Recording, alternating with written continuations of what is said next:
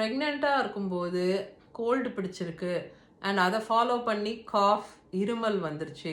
So சளி பிடிச்சிருக்கு, இருமல், இதுக்கு என்ன சொல்யூஷன், என்ன பண்ணலாம் அப்படின்னு நிறைய பேர் கேட்குறீங்க. வைரஸ்னால வரக்கூடிய காமன் கோல்டுக்கு ஆன்டிபயோட்டிக் தேவை இல்லை. ஆன்டிபயோட்டிக் பாக்டீரியல் இன்ஃபெக்ஷன்ஸ்க்கு தான் கொடுப்பாங்க.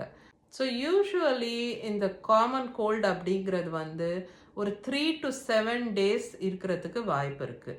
அண்ட் அந்த டைமில் நீங்கள் நிறைய ஃப்ளூயிட்ஸ் அண்ட் நிறையா ரெஸ்ட் எடுத்து அந்த ரிகவரி ப்ராசஸை கொஞ்சம் ஃபாஸ்டர் ஆக்கலாம். வைரல் இன்ஃபெக்ஷன்ஸ் போது சிக்கன் சூப் வந்து ரொம்ப யூஸ்ஃபுல்லாக இருக்குது, ஒரு சூதிங் எஃபெக்ட் கொடுக்குது அப்படின்னு சொல்கிறாங்க. ஸோ சிக்கன் சூப் ட்ரை பண்ணலாம். கோல்டை ஃபாலோ பண்ணி காஃப். ஸோ சளி பிடிச்சப்புறம் இருமல் ஒன்று வரும். அந்த இருமல் வந்து ஒரு 2-3 வாரம் வரைக்கும் கூட இருக்கிறதுக்கு வாய்ப்பு இருக்குது.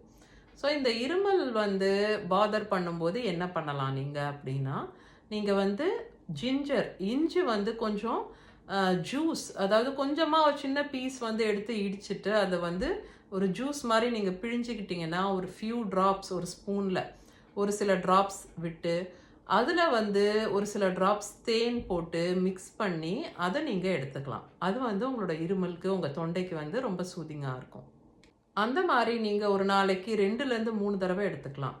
அது தவிர்த்து நீங்கள் இப்போ வெளியே போகிறீங்க, இல்லை இந்த மாதிரி இந்த ஜிஞ்சர் அண்ட் ஹனி எடுத்துக்கிட்டு கொஞ்சம் நேரம் ஆனப்புறம் இருமல் வரும்போது நீங்கள் என்ன பண்ணலாம் அப்படின்னா, ஒரே ஒரு க்ளோவ், லவங்கம், கிராம்புன்னு சொல்கிறோம் இல்லையா, அது வந்து நீங்கள் வாயில் வச்சுக்கோங்க. இப்படி சீக்கில், நாக்கில் வந்து வச்சுக்கலாம், நீங்கள் வாயில் அடக்கி வச்சுக்கலாம். அந்த கிராம்பு வாயில் வச்சிட்டு இருக்கும்போது உங்கள் வாயும் சரி, உங்களோட த்ரோட், உங்கள் தொண்டையும் சரி வறண்டு போகாமல் இருக்கும். அண்ட் அதனால அது வந்து இருமல் வராமல் பார்த்துக்கும்.